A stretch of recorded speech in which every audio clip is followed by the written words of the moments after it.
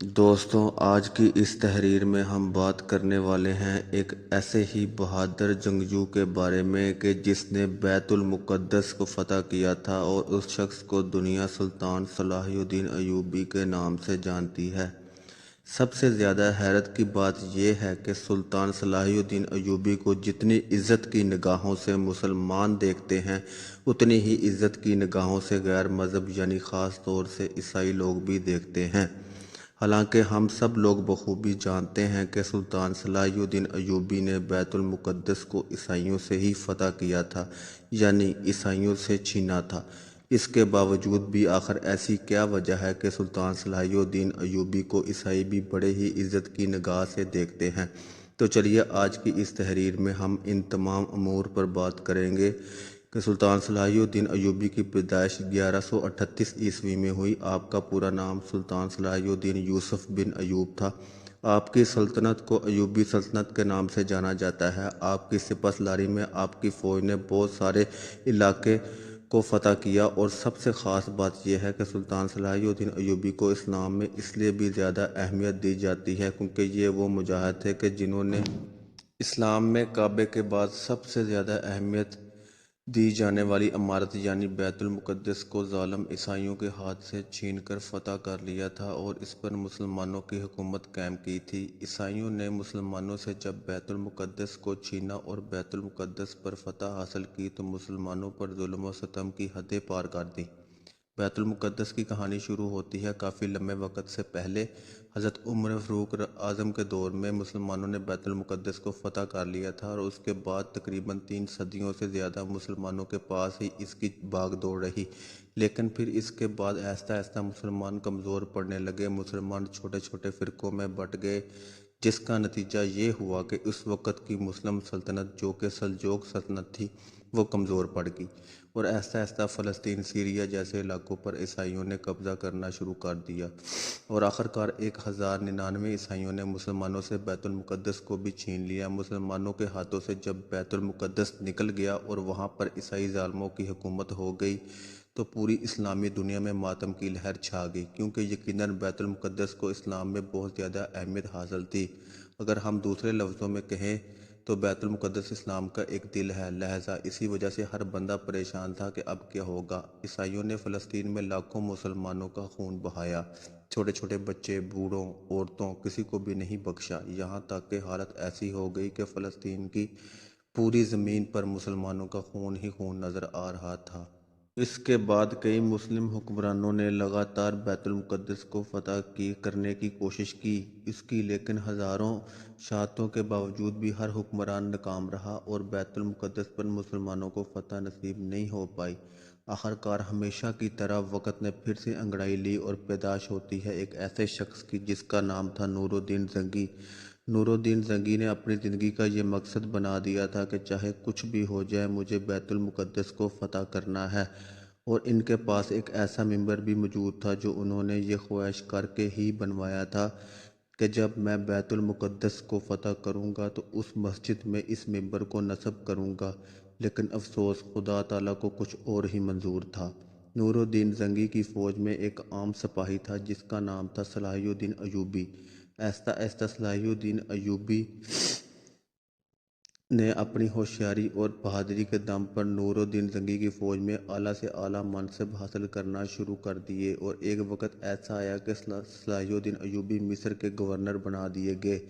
جب نور الدین زنگی کی وفات ہوئی تو کوئی بھی ایسا قابل شخص موجود نہیں تھا کہ جو ان کی جگہ پر تخت پر بیٹھ سکے، لہذا تمام لوگوں نے متفق ہو کر نور الدین زنگی کی پوری سلطنت صلاح الدین ایوبی کے ہاتھوں میں سونپ دی، اور صلاح الدین ایوبی کو بھی وہ موقع ملا جن کی اس کو ہمیشہ سے تمنا تھی، یعنی بیت المقدس کو فتح کرنے کا۔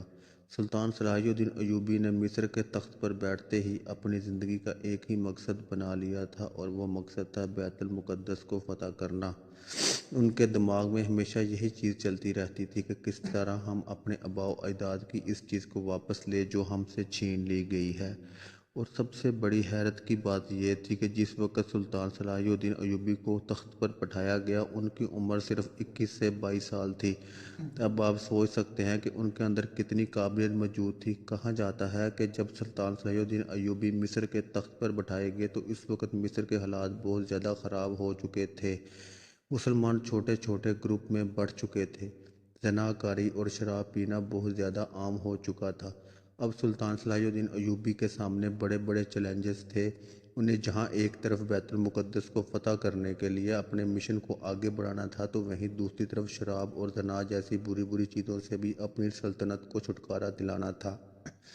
مصر کے حالات اس وقت ایسے ہو چکے تھے کہ ایک مسلمان اور غدار کو پہچاننا بڑا مشکل کام تھا، کیونکہ وہاں پر جہاں ایک طرف عیسائی مسلمانوں کے لباس میں گھس چکے تھے تو وہیں دوسری طرف عیسائیوں نے مسلمانوں میں ہی خرید و فروخت کر کے اپنے ایجنٹ لگا رکھے تھے۔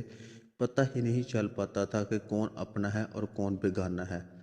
اس دور کی عیسائی حکومت میں خوبصورت لڑکیاں اور شراب بہت زیادہ کارگر مانی جاتی تھیں، یعنی ان لوگوں کا یہ معمول تھا کہ وہ جب بھی کسی ایسے انسان کو دیکھتے تھے کہ جسے دیکھ کر انہیں یہ محسوس ہوتا تھا کہ یہ دشمن ہماری ٹکر کا دشمن ہے یا ہم سے کہیں زیادہ مضبوط دشمن ہے، تو وہ اس کے خلاف ہوش شراب یا لڑکیوں کو استعمال کیا کرتے تھے۔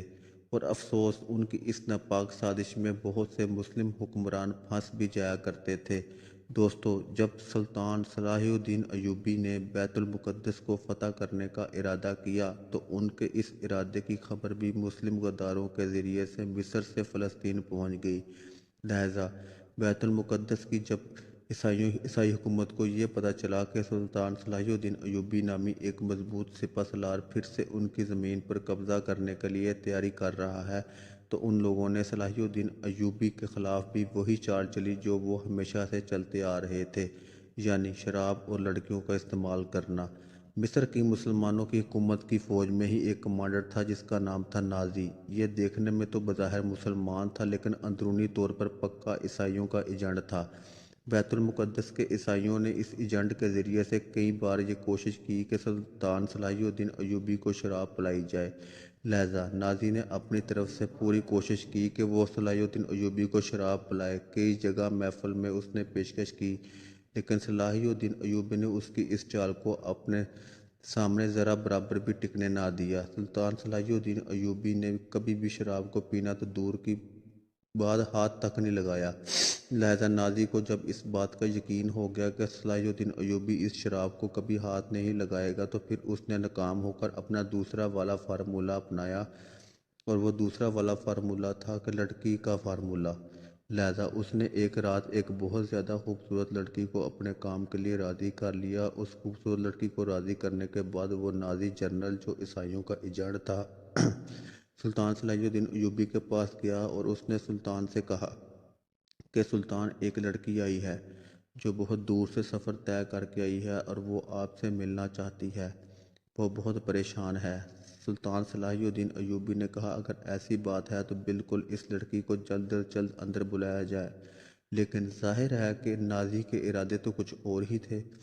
نازی نے سلطان صلاح الدین ایوبی سے کہا کہ وہ لڑکی اس بات کی بھی ضد کر رہی ہے کہ وہ آپ سے اکیلے میں ملنا چاہتی ہے۔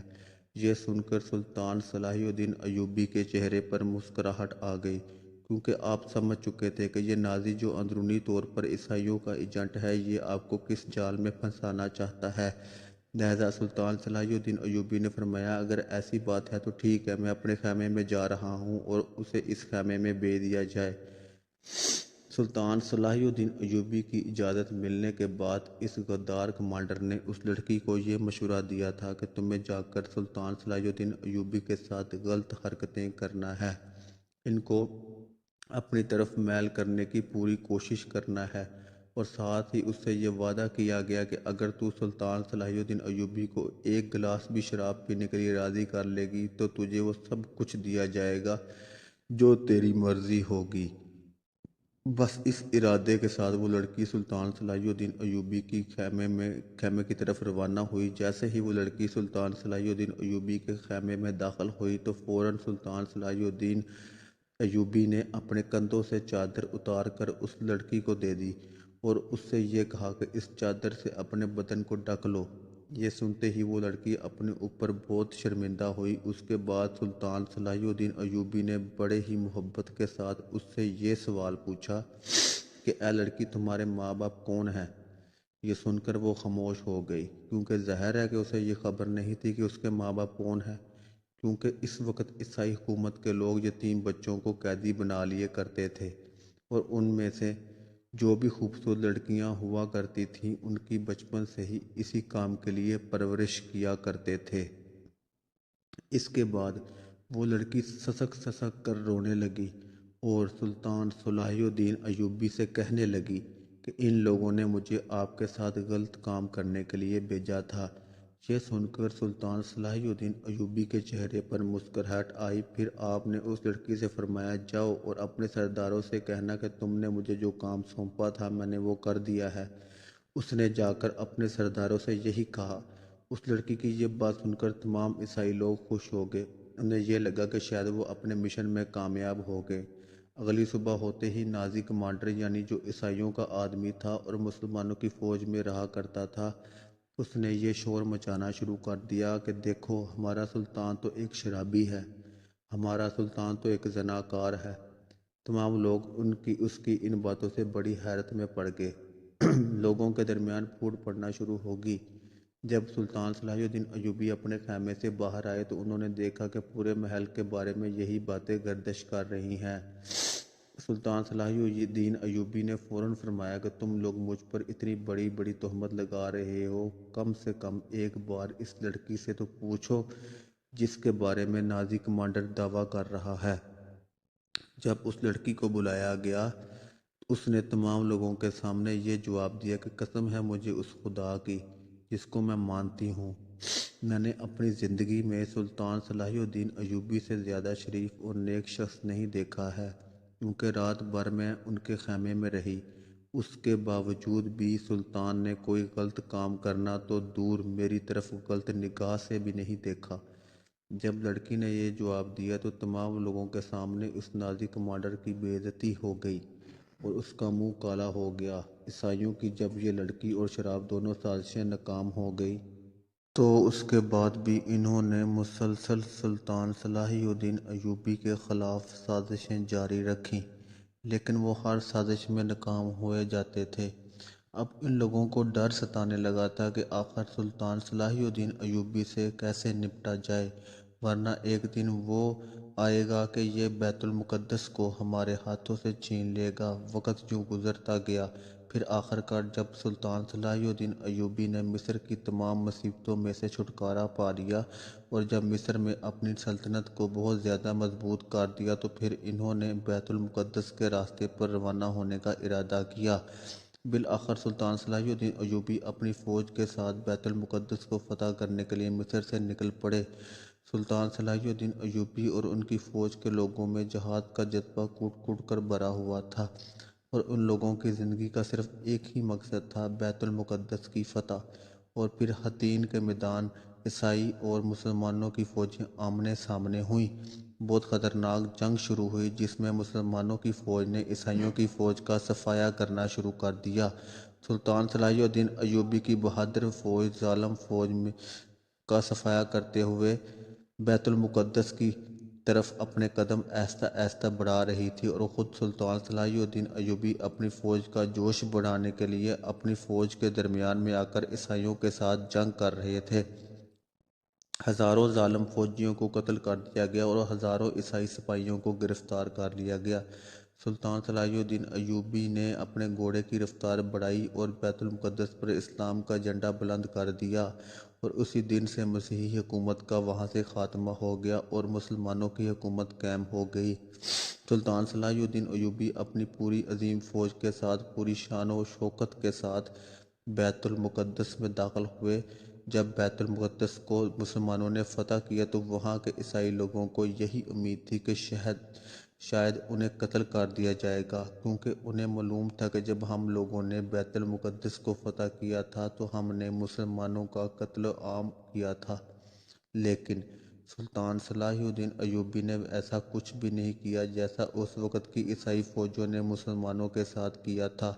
سلطان صلاح الدین ایوبی نے تمام عیسائیوں کو فدیہ لے کر وہاں رہنے کی اجازت دے دی، اور جو لوگ غریب تھے، فدیہ نہیں دے سکتے تھے، ان کا فدیہ خود سلطان صلاح الدین ایوبی اور ان کے بھائی نے ادا کیا۔ اس کے بعد سلطان صلاح الدین ایوبی نے نور الدین زنگی کا وہ منبر بیت المقدس میں نصب کر دیا جو منبر نور الدین زنگی نے اس خواہش کے ساتھ بنوایا تھا کہ جب وہ بیت المقدس کو فتح کریں گے تو اس میں یہ منبر رکھا جائے گا۔ لیکن دیکھیے خدا کو کیا منظور تھا کہ نور الدین زنگی کی خواہش سلطان صلاح الدین ایوبی نے پوری کی۔ بیت المقدس کی فتح کی خبر جب پوری دنیا میں ہوا کی طرح پھیل گئی کہ سلطان صلاح الدین ایوبی نام کے ایک انسان نے بیت المقدس کو فتح کر لیا ہے، تو تمام دوسری عیسائی حکومتوں میں تہلکہ مچ گیا۔ دیکھتے ہی دیکھتے تمام عیسائی حکومتوں نے آپس میں اتحاد کر لیا، اور انگلینڈ، جرمنی، فرانس، اسی طرح کے تمام ملکوں نے مل کر ایک فوج تیار کی۔ انگلینڈ کا بادشاہ رچرڈ اور فرانس کا بادشاہ فلپ اپنی فوجیں لے کر فلسطین کی طرف روانہ ہوئے۔ عیسائیوں کی اس پوری فوج کی تعداد تقریباً 6 لاکھ تھی، وہی سلطان صلاح الدین ایوبی کی فوج کی تعداد کچھ ہزاروں میں ہی تھی۔ لیکن اس کے باوجود بھی مسلسل سلطان صلاح الدین ایوبی تقریباً 3 سے 4 سال تک لگاتار اس فوج کا مقابلہ کرتے رہے۔ آخرکار عیسائی فوجوں کو جب لگنے لگا کہ انہیں اب کچھ ہاتھ نہیں آنے والا ہے، تو انہوں نے سلطان صلاح الدین ایوبی سے صلح کر کے واپس جانے کا ارادہ کر لیا، اور آخرکار اس طرح سے سلطان صلاح الدین ایوبی نے پوری دنیا میں یہ ثابت کیا کہ وہ اپنے دور کے سب سے مضبوط، سب سے بہادر اور سب سے ہوشیار سپہ سالار ہیں۔ سلطان صلاح الدین ایوبی ایک بہادر اور نڈر جنگجو ہونے کے ساتھ ساتھ بہت نیک دل انسان بھی تھے۔ وہ ہمیشہ بہت زیادہ صدقہ کیا کرتے تھے، ہر غریب انسان کو وہ اپنے سینے سے لگایا کرتے تھے اور اس سے محبت سے باتیں کیا کرتے تھے۔ وہ اپنی سلطنت میں ہمیشہ ان لوگوں کو ملنا زیادہ پسند کیا کرتے تھے جو غریب اور کمزور ہوا کرتے تھے۔ انہوں نے اپنی زندگی میں جو بھی روپیہ کمایا اس کا زیادہ تر حصہ انہوں نے صدقہ ہی کر ڈالا۔ ان کے پاس کبھی اتنا پیسہ بھی جمع نہیں ہو پایا کہ وہ حج کا فریضہ ادا کر سکیں۔ ان کی ہمیشہ سے یہی خواہش تھی کہ وہ ایک بار حج ضرور کریں، لیکن وہ جنگوں میں زیادہ مصروف رہے کہ انہیں اس چیز کا موقع بھی نہیں مل سکا، اور دوسری وجہ یہ بھی تھی کہ ان کے پاس اتنا پیسہ ہی جمع نہ ہو پایا کہ ان کے اوپر حج فرض ہو سکے۔ اب مسلم اور غیر مسلم ہر ایک سے برابری کے ساتھ ملا کرتے تھے، لہٰذا آپ کے یہ نرمی اور آپ کے یہ دریا دلی کی وجہ تھی کہ تمام عیسائی لوگ بھی آپ کی آج بھی بہت زیادہ تعریفیں کیا کرتے ہیں۔ سلطان صلاح الدین ایوبی کی نیک دلی کا صرف ہم اس بات سے اندازہ لگا سکتے ہیں کہ جب آپ کی وفات ہوئی تو آپ نے اپنی نسلوں کے لیے وراثت میں کچھ بھی نہیں چھوڑا تھا۔ آپ کے دنیا سے رحلت کے بعد آپ کی وراثت میں صرف ایک گھوڑا، ایک تلوار، ایک زرہ، ایک دینار اور صرف 36 درہم تھے، اور ان تمام چیزوں کی قیمت ملا کر بھی اتنی قیمت نہیں بن پائی تھی کہ اس قیمت کے ذریعے سے آپ کی تدفین یعنی آپ کو دفنایا جا سکے۔ لہٰذا آپ کے دفنانے کا خرچہ بھی اس وقت کے خلیفہ نے اٹھایا تھا۔ اب آپ خود سوچ سکتے ہیں کہ جس شخص نے پوری زندگی بھر سلطنت کی، اس کے باوجود بھی اس نے اپنے لیے اتنا پیسہ بھی نہیں بچایا کہ صرف جس پیسے کے ذریعے سے صرف اس کی تدفین ہی کی جا سکے۔ یہ تھے ہمارے اصل ہیرو۔